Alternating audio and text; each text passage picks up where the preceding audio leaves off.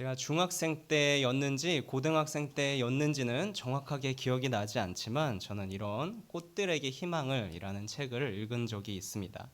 당시 이 책의 진가가 어떤지를 알아보고 읽은 것은 아니고요.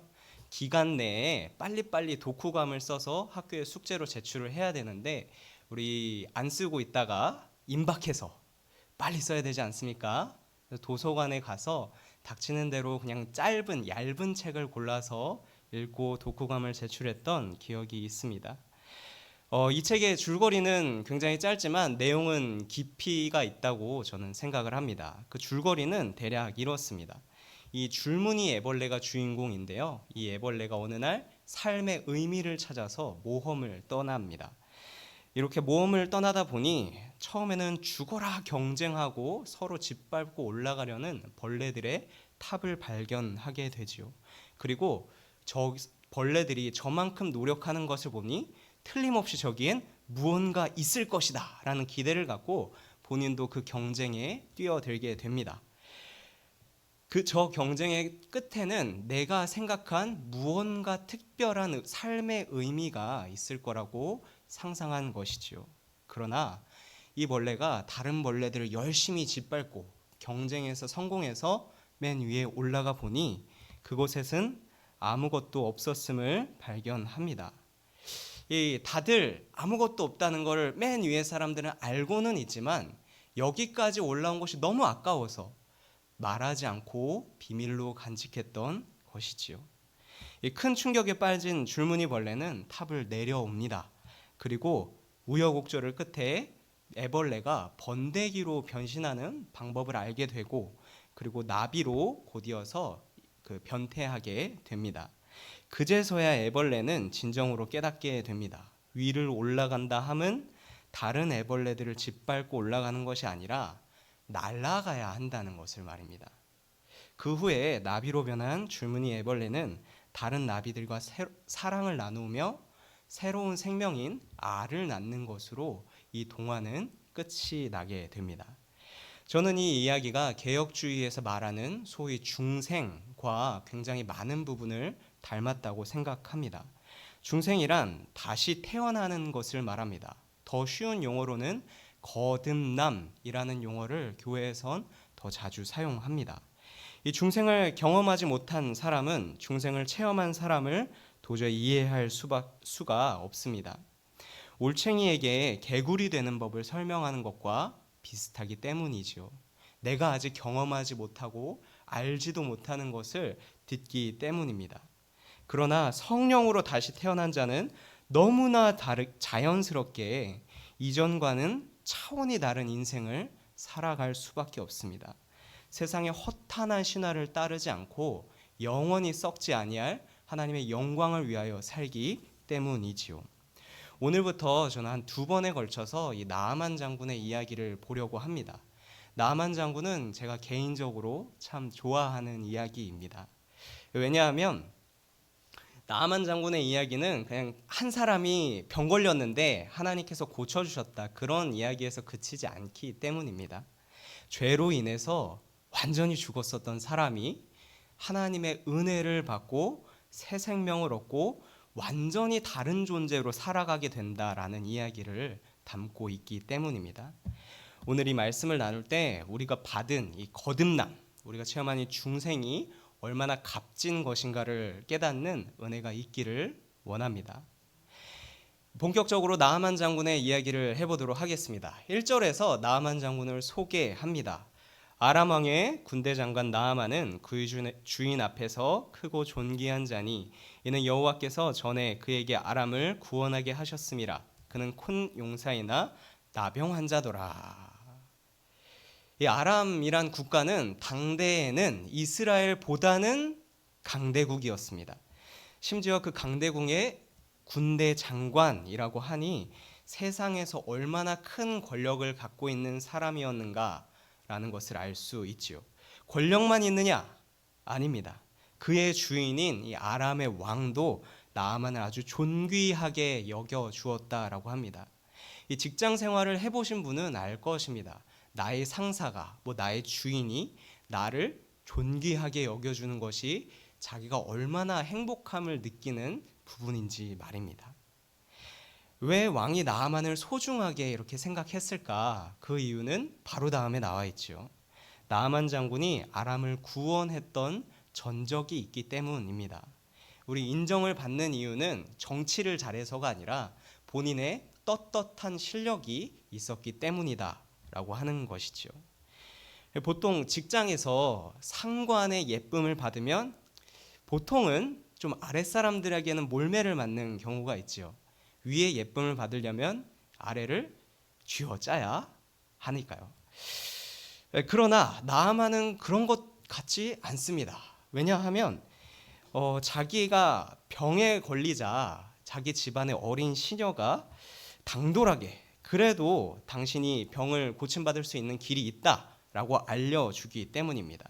뒤에 가서는 요단강에 가서 이 나아만의 종들이 그래도 여기까지 왔는데 하나님의 선지자에게 한번 순종해 보자고 나아만이 화가 났을 때 그 화를 좀 어떻게 하면 최대한 누그러뜨릴 수 있을까 행동하는 것을 보게 됩니다. 만약에 나아만이 마음에 안 드는 상사였다면 무슨 생각을 하겠습니까? 저 사람 언제 은퇴하나? 저 사람 죽을 병에 걸렸다는데 언제 그냥 침대에 눕나? 그런 생각만 하겠죠. 이 종들은 그거를 원치 않았습니다. 저 사람 좋은 사람인 것 같은데 내가 살려야지. 살릴 길이 있는데 이렇게 했으면 좋겠다. 용기를 갖고 실천을 했던 것이지요.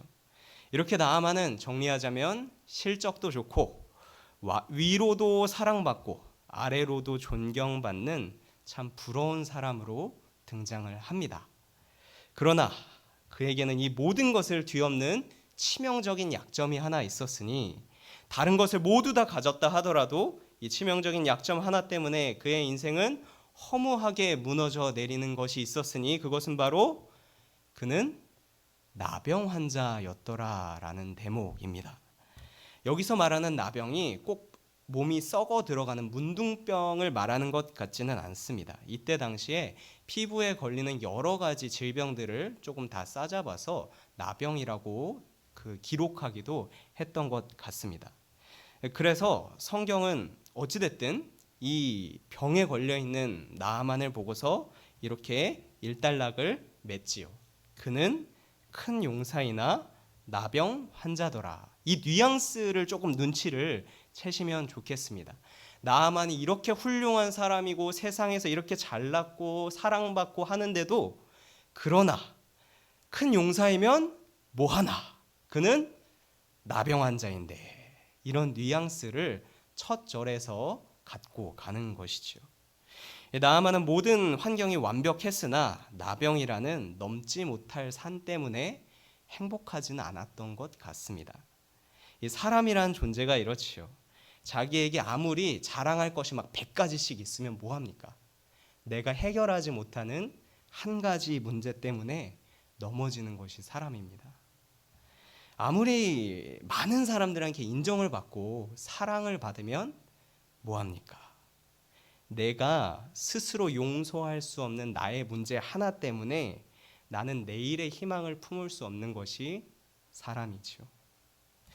이런 나아만의 아내에게 자기 집의 어린 여종이 당돌하게 이야기합니다. 나아만이 엘리사 선지자를 만나면 병을 고침받을 수 있을 것이다 라고 말입니다. 만약 나아만이 자기 혼자의 지식과 자기 혼자의 힘만으로 병을 고치려고 전전긍긍했다면 그는 여기서 끝나게 됐겠지요. 노력만 하다가 죽었을 것입니다. 그러나 그를 살리는 생명의 소식은 외부로부터 들려옵니다. 사실 이 방법은 나아만에게 쉬운 방법은 아니었습니다. 왜냐하면 자기가 그래도 명색이 한 강대국의 군대 장관인데 우리보다 약소국의 한 시골의 선지자를 찾아가서 나 병 좀 고쳐달라고 부탁을 해야 되기 때문이죠. 세상의 가치관으로 봤을 땐 소위 가다가 안 나오는 장면입니다. 그럼에도 불구하고 나아만은 자존심을 한 수 접고 내가 일단 죽게 생겼으니까 어떻게 합니까? 자존심을 한 수 접고 이스라엘로 엘리사 선지자를 만나러 들어갑니다. 이스라엘에 들어가서 여차저차 여러 가지 일이 있은 후에 엘리사 선지자의 집까지 나아만은 찾아가게 되지요. 이 엘리사 선지자는 쉽게 나아만을 만나주지는 않습니다. 대신에 자기 제자를 통해서 저기 요단강이 있으니 그 강에 몸을 7번 씻으라. 그러면 회복되리라 라는 말만 대신 전해줍니다. 바로 이 시점까지 왔을 때 나아만의 인내는 끝이 납니다. 나아만은 화가 납니다. 자기 생각에는 내가 이 정도까지 그래도 구색을 맞춰줬으면 그래도 나를 위해 겸손히 나와서 뭐 이렇게 기도를 하든 내 이 아픈 데다가 손을 얹고 막 소리를 치면서 뭘 하든 뭐 이렇게 짐승을 잡아서 피를 뿌리든 뭘 하든 뭐든 하면서 해결해 줄지 알았거든요. 보통 자기 나라 주변에서는 다 그렇게 하니까요. 그런데 자기 뜻대로 자기 병을 고쳐주려고 시도를 하지 않으니 자기를 무시한다는 느낌을 탁 받는 것입니다. 그래도 내가 너희보다 강대국의 군대 장관인데 이 정도까지 굽히고 들어오면 알아서 그냥 적당히 내 앞에서 맞춰줄 줄 알았는데 그렇게 안 한다는 것이죠. 그래서 분노가 터집니다. 사실 이 이후의 이야기를 다 알고 있는 우리 입장에서는 지금 나만의 분노가 좀 답답합니다. 하나님의 은혜를 그냥 받아들이기만 하면 게임이 끝나는데 왜 거기서 그렇게 고집을 부릴까? 거기서 왜 오만을 부리고 있을까? 밖에 장대비가 장마가 오고 있는데 뚜껑 닫아놓고 왜 물 없다는 그런 소리를 하고 있을까? 답답합니다. 그러나 이 모습, 나아만이 지금 분노하는 이 모습이 자연 상태 그대로의 사람이라는 것이죠. 우리 에베소서 2장 1절 함께 같이 읽겠습니다. 그는 허물과 죄로 죽었던 너희를 살리셨도다. 아멘. 우리 주변에 확실하게 술에 취한 사람을 보신 적이 있으십니까? 그 사람에게 물어보면 술에 취하셨습니까? 물어보면 뭐라고 대답합니까? 안 취했다고 대답합니다. 확실하게 자고 있는 사람한테 가서 한번 물어보십시오. 당신 자고 있습니까? 그러면 누가 순순히 나 자고 있다라고 얘기합니까? 잠에서 깨어난 후에야 비로소 내가 잠들었었구나 라고 고백하게 되지요. 마찬가지로 죽은 사람은 자기가 죽었다라고 인정하지 않습니다. 심지어 자기가 죽었다는 것조차 모릅니다. 죽었다는 걸 알 때는 생명을 가지고 있었을 때 죽었었다라고 이야기를 할 수 있죠. 우리는 다 자기 죄로 인해서 죽었었던 사람입니다.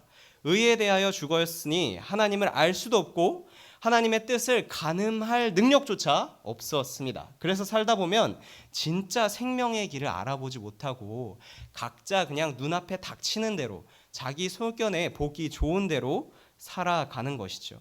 돼지목에 진주 목걸이라는 말이 있듯이 내 앞에 펼쳐진 길이 아무리 좋은 것이어도 그 가치를 알아보지 못하는 자에게는 그 좋은 것이 그저 번거로운 것에 지나지 않습니다.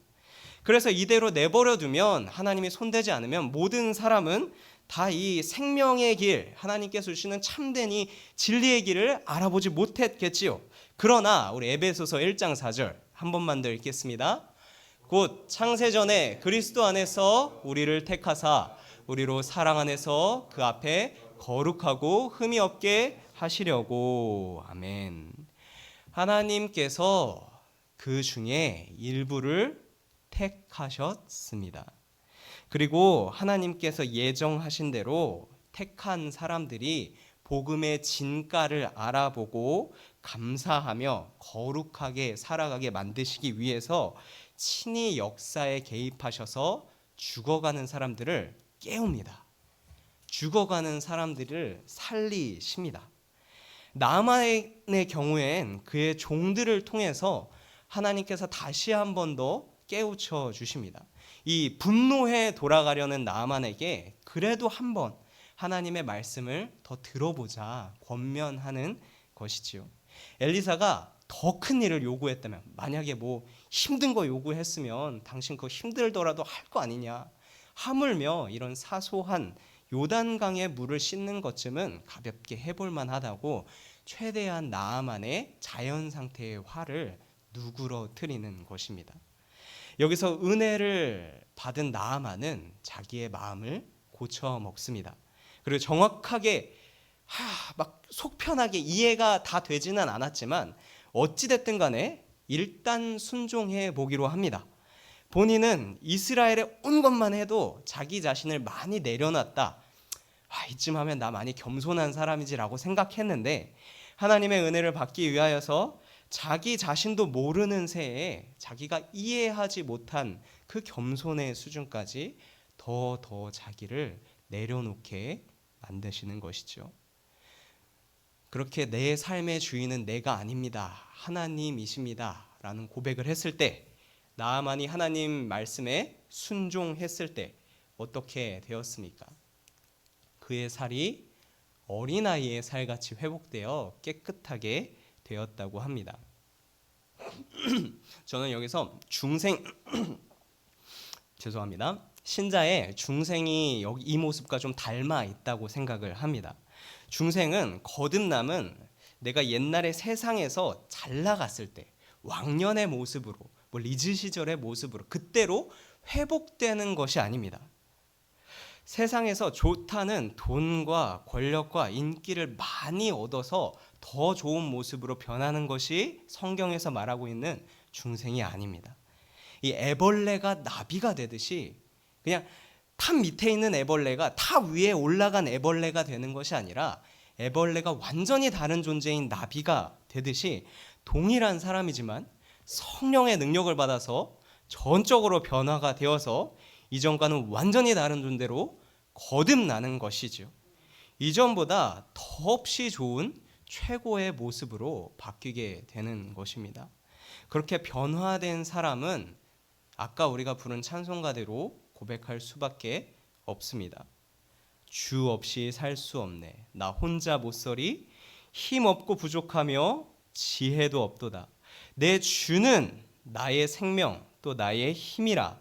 주님을 의지하여 지혜를 얻으리. 이것이 중생을 체험한 자들의 고백인 것입니다. 은혜를 받으면 받은 본인이 압니다. 세상엔 하나님과 같은 분이 없구나. 우리 읽은 본문 바로 그 다음 절에 나아만이 고백합니다. 하나님과 같은 분이 없구나. 나의 힘으로 지금부터는 살면 안 되겠구나. 하나님의 힘으로 인생을 사는 것이 비교할 수 없을 정도로 좋은 것이구나. 하나님이 모든 걸 준비하시고 나를 부르셨구나. 이제는 선택지가 없다. 딱 하나 남은 선택지는 옛사람을 다 내어버리고 성령을 쫓아서 새 사람으로 살아야겠구나 라고 말입니다. 저는 이러한 마음을 통틀어서 빚진 마음이다 라고 소개를 하고 싶습니다. 감사한 마음을 한아름 받은 나아만은 엘리사에게 뒤에서 선물을 주기를 원합니다.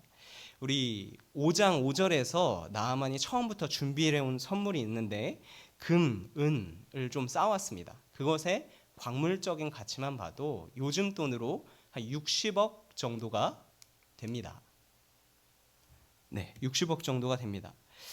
제 생각에는 이것은 60억 정도 되는 은과 금은 나아만에게 큰 돈이었지만 그는 그것을 아깝게 여기지 않으면서 하나님께 드리려고 했었을 것입니다.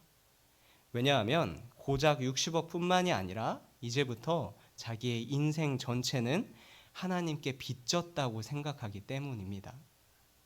그런데 하나님은 여기서 그 예물을 그대로 받지 않고 나아만을 위한 특별한 교훈을 심어 주시려고 합니다. 이 보통의 경우에는 내가 감사합니다 하나님 하고 제물을 드리면 하나님이 그걸 기쁘게 받으십니다. 내가 하나님 너무나도 감사한 일이 있습니다 하고 무언가를 서원한 대로 갚으면 하나님께서 그렇게 기뻐하십니다. 그러나 나아만의 경우에는 특별하게 한 가지 교훈을 더 주시려고 하나님께서 나아만이 바친 예물을 일부러 받지 않으려고 하십니다. 그 특별한 가르침이 무엇이냐? 바로 이것입니다. 하나님의 은혜는 내가 받고 적당히 털어낼 수 없다라는 것이죠. 은혜는 give and take가 아니라는 것입니다. 하나님께서 나를 구원하시면서 무엇을 바라느냐? 내가 손에 쥐고 있는 것들을 전부 다 팔아서 하나님께 바치시기를 원하느냐? 그것도 의미가 있죠. 그것도 의미가 있으나 신자에겐 그것이 다가 아니라는 것입니다. 설사 내가 가지고 있는 걸 다 팔아도 하나님께서 주신 모든 것을 갚을 수는 없지요. 중요한 것은 이것입니다. 중요한 것은 신자는 평생에 걸쳐서 이 빚진 마음을 가져야 한다라는 것입니다. 예수님께서 나에게 주신 거를 나도 똑같이 예수님께 갚아야지. 막 주일에 절대 교회에 빠지면 안 되고, 예수님이 나에게 이번에 100만 원짜리 일을 해결해 주셨으니 나도 열심히 해서 100만 원짜리 헌금을 꼭 드려야지. 그런 뜻이 아니라 예수님께 은혜를 받았으니 너도 세상 속에서 예수님의 정신을 가지고 작은 예수로 살아라라는 것을 바란다는 것이지요. 예수님의 비유 중에 1만 달란트 빚진 사람의 이야기가 나옵니다. 한 왕이 1만 달란트 빚진 자를 탕감해 줍니다. 그 사람을 용서해 줍니다. 여기서 1만 달란트는 개인이 절대 빚질 수 없는 돈입니다. 그때 당시 이스라엘이란 국가가 사력을 다해서 수백 년 동안 갚아야 그래도 갚을 수 있을까 없을까 말까 한 돈이 이 1만 달란트입니다. 왕은 이런 큰 빚을 개인이 졌는데 그걸 용서해 줬다는 것이죠. 이 어마어마한 은혜를 베풀어 준 왕이 이 종에게, 이 사람에게 무엇을 원합니까? 너 열심히 살아서 내가 1만 달란트 용서해 줬는데 그래도 1, 2달란트는 여유될 때 나한테 갚아야 되지 않겠느냐, 그런 것을 바라지 않습니다. 전혀 아닙니다. 대신에 왕이 바란 것은 이것이지요. 내가 너를 불쌍히 여겨준 것처럼 너도 다른 사람을 불쌍히 여겨주기를 바란다. 내가 너의 빚을 탕감해주고 너를 용서해준 것처럼 너도 다른 사람의 빚을 탕감해주고 다른 사람의 잘못을 용서해주기를 원한다. 이것입니다. 주 안에서 얻게 된 새 생명은 내가 열심히 한다고 해서 하나님께 다 갚을 수 있는 것은 아닙니다. 왜냐하면 내가 평생에 걸쳐서 낼 수 있는 모든 가치보다 하나님께서 내 죄를 용서해 주셨다는 은혜 자체가 훨씬 더 무거운 것이기 때문입니다. 우리 복음 안에 있는 참 기쁨을 아시지 않습니까? 이 세상 안에서 이 자유함, 평안함을 갖고서 사시지 않습니까? 다른 사람들은 이리 휘둘리고 저리 휘둘려도 우리는 진리 안에서 자유롭지 않습니까? 이 복음이 돈 주고 살 수 없을 값진 것이라는 걸 아시지 않습니까? 그 은혜를 하나님께 어떻게 해서든지 열심히 갚아야지 하는 것을 하나님은 원하시지 않습니다. 더 중요한 것이 있습니다.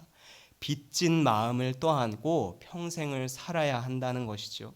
이제 내 주인은 내가 아니노라. 하나님이 내 인생 전반을 지휘하노라. 하나님의 시선으로 인생을 살아가리라. 내가 있는 자리에서 하나님이 기쁘시게 받을 만한 일들을 해 나가리라. 이런 믿음의 고백들이 있어야 한다라는 것입니다. 넓은 의미에서 우리는 이것을 믿음이라고 이야기하죠. 의인은 그래서 자기 공로로 내가 하나님한테 얼마나 많이 드렸어 이런 걸로 사는 것이 아니라 믿음으로 사는 것입니다.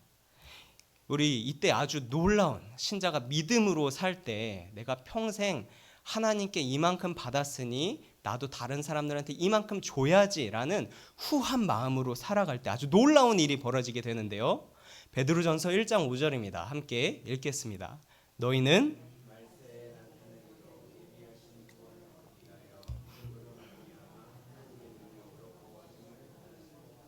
아멘.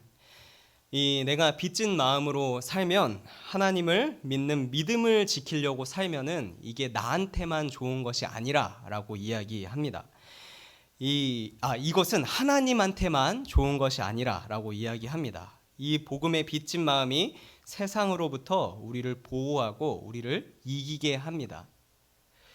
소위 이런 것이죠. 내가 주일 성수를 열심히 지키려고 했더니 나중에는 내가 주일 성수를 지킨 것이 아니라 주일 성수가 나를 지키더라. 세상 사람들은 다 불법적인 일을 저지르며 살아도 나는 하나님 앞에 선한 양심을 지키기 위해서 살았더니 시간이 흐르고 그 불법적인 잘 나가는 사람들 다 없어졌더라. 결국엔 선한 양심을 지킨 나만 남았더라. 이런 간증들이 주변에 넘쳐나지 않습니까? 하나님의 말씀을 지키면서 사는 것이 하나님을 위한 것인 줄 알았는데 알고 보니 나한테 좋았던 것이지요. 마지막까지 하나님이 준비하신 길은 정말 놀랍습니다. 저는 이 베드로전서 1장 5절을 읽으면서 조금 소름 돋을 정도의 아름다운 하나님의 뜻을 발견했습니다. 하나님은 우리가 받은 은혜의 빛을 직접 자기에게 갚지 말고 대신 복음의 빚진 의식을 갖고 살아가게 하십니다. 이 빚진 의식이 우리가 잘되게 하나님의 능력으로 변한다는 것이지요. 우리 이 진리를 사랑해야 합니다. 제가 말주변에 한계가 있어서 좀 이 내용을 어렵게 전해드리는 감이 있어서 너무 죄송합니다. 이 설교를 정리하며 마지막으로 앞의 내용들은 좀 잊어버리셔도 뒤의 내용들을 좀 집으로 가져가셨으면 좋겠습니다. 완전히 죄로 인해서 죽어있던 나의 인생은 하나님께서 비교할 수 없을 정도로 아름답게 고쳐주셨습니다. 그런데 나는 하나님께 그 치료비를 낼 능력이 안 됩니다. 된다 해도 하나님께서 그 치료비를 하나님께 주님 그 뭐 10,000원어치 고쳐주셨죠? 여기 10,000원 있어요. 우리 사이엔 거래가 끝났어요. 이렇게 끝내기를 원하지 않습니다. 대신에 빚진 마음을 가져야 합니다. 신자의 삶엔 내가 그래도 은혜로 사는 사람인데, 내가 그래도 죽었다가 하나님이 살려준 사람인데 하나님의 영광을 바라면서 살아야지. 내가 그래도 의인인데 하나님께서 의인이라 불러주시는데 그 이름에 걸맞게 사는 사람이 되어야지 라는 믿음이 있어야 한다는 것이죠. 그러면 사랑의 하나님은 우리의 그 믿음을 활용하셔서 더 우리를 잘되게 해주십니다. 세상으로부터 보호해 주시고 우리의 삶을 풍성케 해주실 줄 믿습니다. 이 세상 사람들이 볼 때 우리 이 추운 날 기도하러 말씀드리러 와서 모이고 새벽마다 또 기도한다고 깨어있고 주일에 안 놀러 가고 교회 오고 이런 것들이 그 사람들 눈에는 얼마나 멍청해 보입니까? 세상을 즐기지 못하고 사는 자들 같지요. 그러나 우리의 믿음이 결국에는 하나님만 좋으라고 하는 게 아니라 우리 잘 되라고, 결국엔 우리를 살리는 행동이 되리라고 우리는 믿어야 합니다. 우리 진리를 사랑하는 성도가 됩시다.